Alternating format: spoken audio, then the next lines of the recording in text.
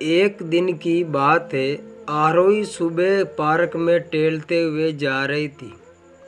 तभी उससे एक रोती हुई बच्ची मिली। आरोही ने उससे रोने का कारण पूछा तो लड़की ने बताया कि वे जिस गुड़िया से खेल रही थी वह इसी पार्क में कहीं खो गई है। आरोही ने उस बच्ची को उसकी गुड़िया ढूंढ लाने का आश्वासन दिया, जिससे वे बच्ची चुप हो गई। आरोही ने गुड़िया ढूंढने के लिए समय मांगा और फिर दूसरे दिन गुड़िया लाने का वादा करके वहां से चली गई।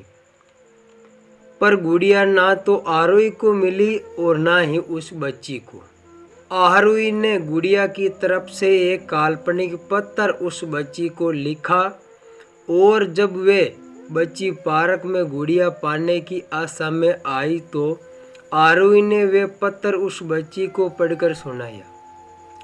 पत्र इस प्रकार था, कृपया रोना मत, मैं समय समय पर उस गुड़िया के बारे में तुम्हें लिखती रहूंगी, बस तुम रोना मत। अब आरोही रोज उस खोई हुई गुड़िया की तरफ से काल्पनिक पत्र लिखने लगी और लगभग रोज ही उस बच्ची को पढ़कर सुनाती, जो कि यात्रा का काल्पनिक वर्णन हुआ करता था।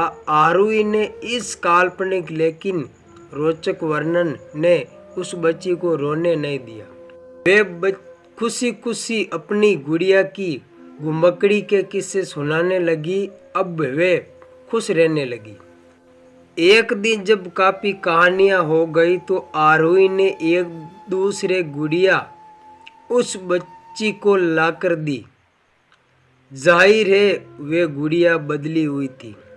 उस बच्ची को अपनी खोई हुई पुरानी गुड़िया जैसे नहीं लगी तो वे आरोही की ओर देखने लगी।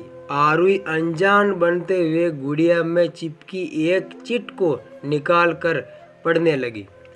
उसमें लिखा हुआ था, यही मैं ही हूँ, तुम्हारी वाली गुड़िया जो पार्क में खो गई थी। दुनिया भर की यात्रा की वजह से मैं थोड़ी बदल गई हूँ।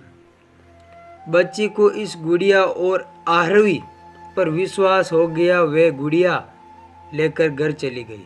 वर्षों बाद जब वे बच्ची बड़ी हो गई तो एक दिन वे अपनी अलमारी में कुछ ढूंढ रही थी तो उसका ध्यान उस गुड़िया पर गया जो आरोही ने उसे दी थी।